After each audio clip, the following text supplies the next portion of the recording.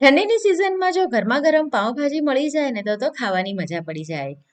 પાવભાજી એવું street food છે કે જે લગભગ દરેકને ભાવતું હોય. તો આજે આપણે એની એક નવી વેરાયટી બનાવવાના છે. સુરતની ખૂબ જ પ્રખ્યાત એવી ગ્રીન પાવભાજી. આપણે જે રેગ્યુલર પાવભાજી બનાવી છે એના કરતાં થોડી અલગ છે. ખાવામાં ખૂબ જ ટેસ્ટી એવી લાગે છે. તો શિયાળામાં તો તમારે ચોક્કસ આ રેસીપી એકવાર ટ્રાય કરવી જોઈએ. હલો ફ્રેન્ડ્સ, હું છું હેતલ. કિચન ક્રાફ્ટમાં તમારા બધાનું હાર્દિક સ્વાગત છે. તો ચલો આજની મજેદાર રેસીપી બનાવવાનું શરૂ કરીએ. પાવભાજી તૈયાર કરવા માટે અત્યારે મેં 3 નંગ બટાકા લીધા છે અને ફ્લાવર લીધું છે. તો બટાકાની છાલ કાઢી આપણે એને મોટા ટુકડામાં કટ કરી લઈશું.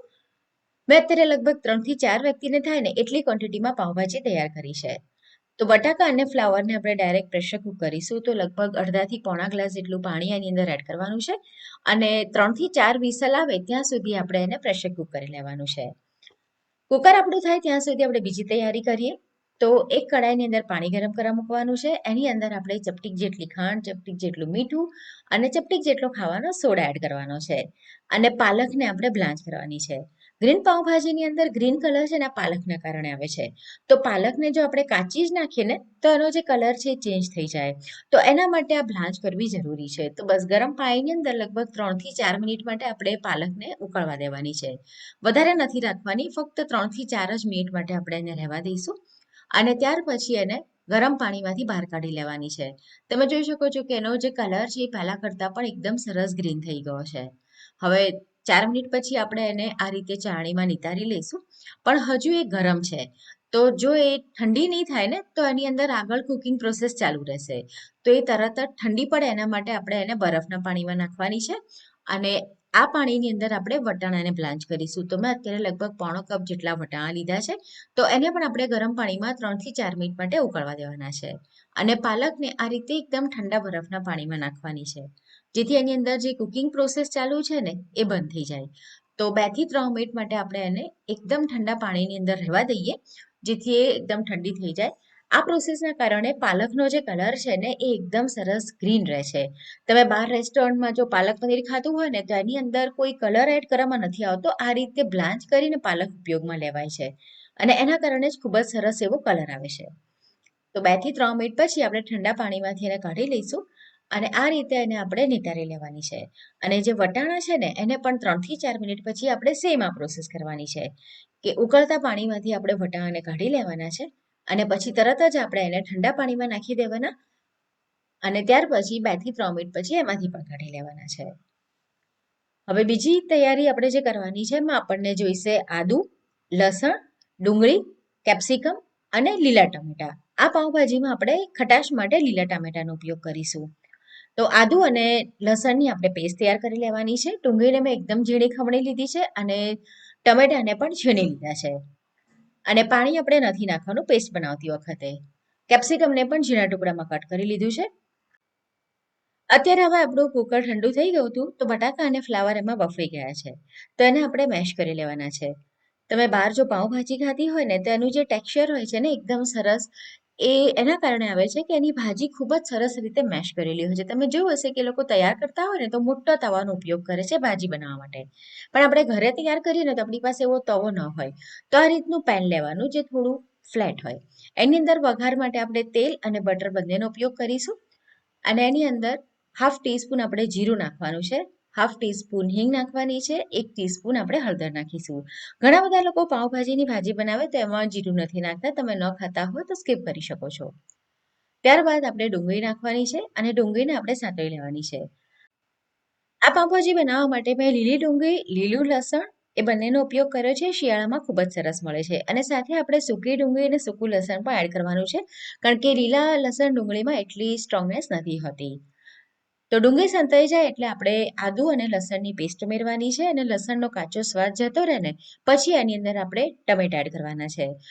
તમારે ટમેટાને ચેક કરી લેવાના. જો વધારે પ્રમાણમાં ખટાશ હોય તો ક્વોન્ટિટી તમારે થોડી ઓછી લેવાની. મેં 3 નંગ લીધા હતા. તો ટામેટાને પણ આપણે સંતળાવા દેવાના છે. એ થાય ત્યાં સુધી આપણે એક પેસ્ટ તૈયાર કરી લેવાની છે. તો જે આપણે પાલકને બ્લાન્ચ કરીને રાખી હતી ને એ પાલકને મિક્સર જારમાં નાખીશું. સાથે આપણે લીલા મરચાં નાખીશું. તીખાશ માટે આપણે ફક્ત લીલા મરચાંનો ઉપયોગ કરવાનો છે અને લીલું લસણ હોય ને એ અહીંયા આગળ મેં લગભગ અડધો કપ જેટલું લીધું છે. તો એને પણ આપણે એની સાથે જ ગ્રાઇન્ડ કરીશું અને લીલી ડુંગળીના પાન છે જેનો ઉપયોગ આપણે પછીથી કરીશું. તો આ રીતની આપણે પેસ્ટ વાટીને તૈયાર કરી લઈશું. ટમેટા આપણા સંતળાઈ ગયા છે તો એની અંદર હવે સ્વાદ મુજબ મીઠું નાખવાનું છે અને પાઉંભાજીનો મસાલો નાખવાનો છે. તો અત્યારે મેં સ્વાદ મુજબનું મીઠું એટલે 1/4 ટીસ્પૂન મીઠું નાખ્યું છે અને 1 ટેબલ સ્પૂન મેં પાઉંભાજી મસાલો નાખ્યો છે. આ હોમમેડ છે પણ તમે કોઈ પણ સારી બ્રાન્ડનો લઈ શકો છો. મસાલો બરાબર મિક્સ થઈને થોડી વાર સંતળાઈ જાય ને પછી આપણે અહીંયા આગળ કેપ્સિકમ એડ કરવાના છે. કેપ્સિકમને પણ આપણે એકદમ બહુ ગળવા નથી દેવાના, થોડા એનો ક્રંચ ફીલ થાય ને એવા રહેવા દેવાના છે. ત્યાર પછી લીલી ડુંગળીના જે પાન છે ને એ એડ કરીશું. લીલી ડુંગળીમાં આપણે સફેદ ભાગ નથી લેતા, ફક્ત પાનનો ઉપયોગ કર્યો છે અને થોડા પાન મેં ગાર્નિશિંગ માટે રહેવા દીધા છે. તો લીલી ડુંગળી હોય એટલે એને સાંતળવામાં વધારે સમય નથી લાગતો, થોડી એ નરમ થાય પછી એની અંદર આપણે બટાકા અને ફ્લાવર જે મેશ કરેલા હતા એ ઉમેરી દઈશું અને સાથે આપણે અહીંયા આગળ પાણી અને વટાણા એડ કરી દેવાના છે. તો પાણી આપણે ગરમ એડ કરવાનું છે. તો મેં અત્યારે 1/2 કપ જેટલું ગરમ પાણી એડ કર્યું છે અને વટાણા પણ એની અંદર ઉમેરવાના છે. રેગ્યુલર પાવભાજી તો આપણે આખા વર્ષ દરમિયાન બનાવતા જ હોઈએ છીએ, પણ શિયાળાની સિઝનમાં આ ગ્રીન પાવભાજી ખાવાની મજા જ કંઈક અલગ છે. અને જો પાલક કોઈને ન ભાવતી હોય તો તમે આ રીતે પાવભાજી બનાવીને પણ એમાં સર્વ કરી શકો છો. અને આના સિવાય પણ બીજી ઘણી બધી વેરાયટીમાં પાવભાજી આજકાલ મળે છે. તમને જો એના નામ ખબર હોય ને તો કમેન્ટમાં ચોક્કસ જણાવજો અને સાથે તમે આ ગ્રીન પાવભાજી ક્યારે ખાધી છે કે નહીં એ પણ જણાવજો મને. હવે આપણે પાલકની જે પેસ્ટ તૈયાર કરી હતી એ ઉમેરી દેવાની છે. પાલકને આપણે બ્લાન્ચ કરેલી છે એટલે તમે જોશો કે આપણે આખી જે પ્રોસેસ કરીશું ને હજુ એને થોડી વાર માટે ગેસ પર રાખીશું તો પણ એનો જે કલર છે બિલકુલ ચેન્જ નહીં થાય, એકદમ સરસ જે આ ગ્રીન છે ને એ જળવાઈ રહેશે. તો મને હજુ થોડું પાણી ઓછું લાગી રહ્યું છે, તો હજુ બીજું થોડું લગભગ મેં 1/4 કપ જેટલું પાણી એડ કર્યું છે અને આ ગરમ પાણી જ છે અને મિક્સી જારની અંદર મેં નાખ્યું હતું એટલે જે પણ પાલકની પેસ્ટ એમાં રહી હોય ને તે બધી જ એની અંદર આવી જાય. હવે બરાબર મિક્સ કરી સ્લો ફ્લેમ પર આપણે એને રહેવા દઈશું જેથી બધા મસાલા શાકભાજી એકબીજાની સાથે મિક્સ થાય. તો ત્યાં સુધી આપણે પાઉં શેકી લઈએ. તો એના માટે અત્યારે મેં ઘી લીધું છે, એમાં થોડું લાલ મરચું, થોડો પાઉંભાજી મસાલો અને કોથમીર એડ કરવાની છે. બરાબર મિક્સ કરી લેવાનું અને પછી પાઉંને આપણે એની અંદર શેકી લઈશું. તો એનો જે દેખાવ છે ને એ એકદમ સરસ બહાર જેવો આવશે. આપણે બહાર જ્યારે પાઉંભાજી ઓર્ડર કરીએ ને તો પાઉં આ રીતે મસાલાવાળા હોય છે, તો સેમ એવા જ પાઉં બનશે તમારા. હવે 5 મિનિટ માટે સ્લો ફ્લેમ પર મેં એને રહેવા દીધું હતું. હવે ગેસ બંધ કરી દઈએ તો આપણી જે પાઉંભાજી છે તૈયાર છે. તમે ઈચ્છો તો તમે હજુ અત્યારે આ સ્ટેજ ઉપર બટર એડ કરી શકો, પણ મેં નથી એડ કર્યું. ગરમા ગરમ પાવભાજીને આપણે સર્વિંગ પ્લેટમાં કાઢી દઈએ. તો એકવાર સુરતની આ ગ્રીન પાવભાજીની રેસીપી તમે ચોક્કસથી ટ્રાય કરો. તમને આજની રેસીપીનો વિડીયો કેવો લાગ્યો કમેન્ટમાં મને ચોક્કસ જણાવો. જો મારી રેસીપી પસંદ આવી છે, મહેનત પસંદ આવી છે તો વિડીયોને લાઇક કરી તમારા ફ્રેન્ડ્સ અને ફેમિલીની સાથે એને વધુને વધુ શેર કરો. તો ફરીથી મળીશું આવી જ એક નવી મજેદાર રેસીપીની સાથે.